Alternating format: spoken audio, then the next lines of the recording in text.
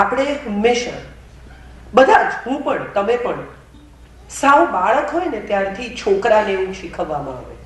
મેલ ચાઇલ્ડને, 3 વર્ષનો મેલ ચાઇલ્ડ રડતું હોય એને એની મમ્મી ધમકાવે. છોકરી છે તો રડે છે, આર યુ અ ગર્લ? એને પહેલી વાર સમજાયું કે સ્ત્રીઓ રડે, આપણાથી ન રડાય. પછી થોડો મોટો થાય, 7-8 વર્ષનો, એટલે એની મમ્મી એને એમ કે આ અરીસામાં શું આખો દિવસ જોયા કરે છે, છોકરી છે? એટલે સ્વયંની સુંદરતા વિશે બહુ કાળજી નહીં કરવાની, બેફિકર રહેવાની. આવું એને પછી શીખવવામાં. 12-14 વર્ષનો થાય, એને ભેટે વાલ કરે, હગ કરે માતા પિતાને, તો એને કે આગો રે, હવે મોટો થયો, સારો નથી લાગતો છોકરીઓને જેમ ચોટાચોટ કરે છે. 19-20 વર્ષનો થાય, સ્વયં વિશે સભાન થાય, અરીસા સામે વખત વિતાવે, ફોન પર બેસી રહે, આખો દિવસ છોકરીઓની જેમ ફોન લઈને વાતો કર્યા કરે. એક સમય એવો આવે કે જ્યારે એને લાગે કે પુરુષથી આટલું ન થાય, અને પછી એવો સમય આવે કે જ્યારે ખરેખર એને કોઈની સાથે વાત કરવી હોય, જ્યારે એને દિલ ફાડીને રડવું હોય, જ્યારે એને એમ થાય કે આ પરિસ્થિતિ હવે નહીં સહેવાય, મારે કોઈને કહેવું છે, ત્યારે એને યાદ આવે કે છોકરી છે. આ એના મગજમાં એવું ઠોકી બેસાડવામાં આવ્યું છે કે દોસ્ત સામે પણ દિલ નથી ખોલતા, અને માટે કદાચ કાર્ડિયાક સર્જન પાસે ખોલાવવું પડે છે. સ્ત્રીઓને હાર્ટ એટેક નથી આવતા, તમે જુઓ પ્રમાણમાં ઓછા આવે છે. સ્ત્રીઓને ટાલ નથી પડતી, ઓછી પડે છે. વાળ ખરે. એનું મુખ્ય કારણ એ છે કે સ્ટ્રેસ મેનેજમેન્ટનો સરળ રસ્તો આંસુ છે, એવું સ્ત્રીને આવડી ગયું છે. રડી કાઢવાનું, ચીસો પાડી નાખવાની, બૂમો પાડી નાખવાની, ગુસ્સો કરી નાખવાનો, વાસણ પછાડી નાખવાના, માને, બેનપણીને, પડોશીને ફોન કરી દેવાના. ઘરમાં ઝઘડો થાય અને એક પુરુષ ઘરની બહાર નીકળે, તો એ ઘરની બહાર નીકળે એ પછી એ ઝઘડો કાં તો ખિસ્સામાં મૂકી દે ને કાં તો ઘરમાં મૂકીને નીકળે. પાછા આવીશું ત્યારે પિકઅપ ત્યાંથી થ્રેડ કરીશું, ત્યાં સુધી આને સાઈડમાં રાખો.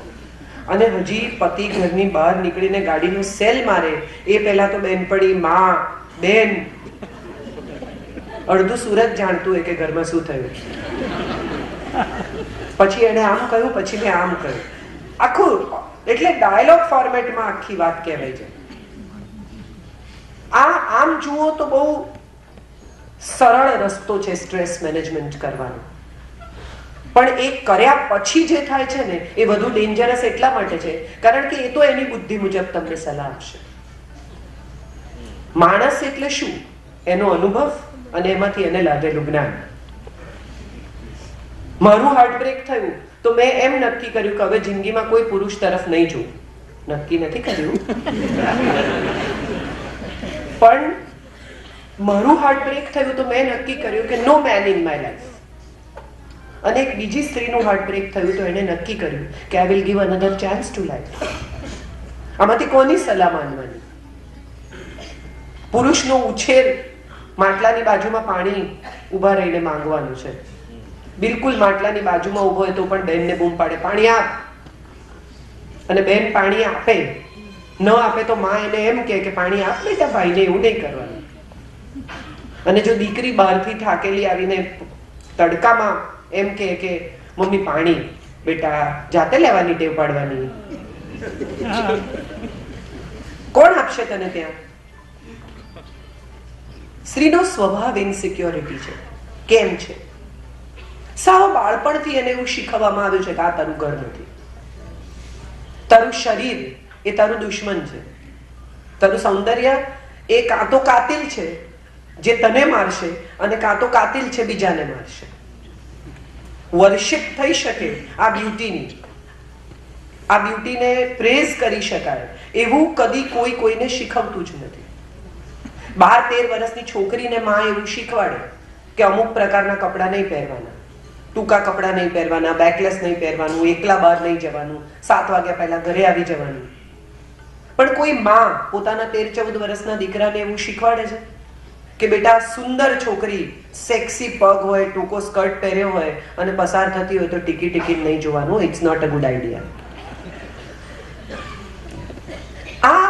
આખી આપણી સોસાયટીની રચના આપણા મનને વધુ ને વધુ સંકુલ કરતી રચના છે, આપણને વધુ ને વધુ ગૂંચવતી રચના છે. આપણે ત્યાં કોઈ એવું કહેતું જ નથી કે ખુલીને વાત થઈ શકે, કહી શકાય કે આઈ એમ નોટ ગુડ. હું ઘણીવાર મારી ઓફિસમાં દાખલ થાઉં ત્યારે એમ કહું છું કે મારું મગજ ઠેકાણે નથી, આજે કોઈ હડફેટમાં નહીં આવતા. Simple as that. So now people know how to deal with you. મોટા ભાગના લોકો એક મુખવટો પહેરી રાખે, no I am good, I want to be good to people, I want to be nice to people. એવું કેવી રીતે કહેવાય કે મારું મગજ ઠેકાણે નથી? એવું કેવી રીતે કહેવાય કે હું શોર્ટ ટેમ્પર્ડ છું? એવું કેવી રીતે કહેવાય કે હું આવી છું? અને એવું કેવી રીતે કહેવાયમાં એ કહેવાય નહીં થઈ જાય. પ્રેશર કુકરમાં એટલું પ્રેશર જનરેટ થાય કે સીટી વાગ્યા વગર ચાલે જ નહીં, ને સીટી ક્યારે કોના પર વાગે નક્કી ન હોય. બીજી એક મજાની વાત એ છે કે આપણે આપણા સ્ટ્રેસ એન્ઝાયટી ટ્રાન્સફર કરતા શીખી ગયા છીએ. કેવી રીતે? માં બાળકને ફટકારે. કેમ? તો કે સામે નહીં મારે. ઘરના નોકર પર આપણે ગુસ્સો કરીએ. કેમ? કારણ કે એની પાસે ચોઈસ નથી. પટાવાળાને ટટલાવીએ. કેમ? તો કે એની પાસે નોકરી કર્યા વિના બીજો કોઈ રસ્તો નથી. 5 વર્ષના બાળક પર હાથ ઉપાડતી માને જો કોઈ જઈને એમ કે તને જેના પર ગુસ્સો છે, તારા વર પર, સાસુ પર, એને માર એક લાફો જોઈએ, એ શક્તિ નથી. એટલે આપણે બધા જ માનસિક રીતે કાયર પણ છીએ, માત્ર નબળા છીએ એવું નથી. આ કાયરતા પણ આપણને ડંખે છે, કારણ કે જે કર્યું છે એ ખોટું છે એવી તો ખબર જ છે. આપણા સંસ્કાર આપણને પીડે જ છે. બાળકને માર્યા પછી તકલીફ થાય છે એટલે એક નવા ગિલ્ટમાં દાખલ થઈએ છે, અને આ ગિલ્ટમાં દાખલ થયા પછી એમ થાય કે ખોટું થયું.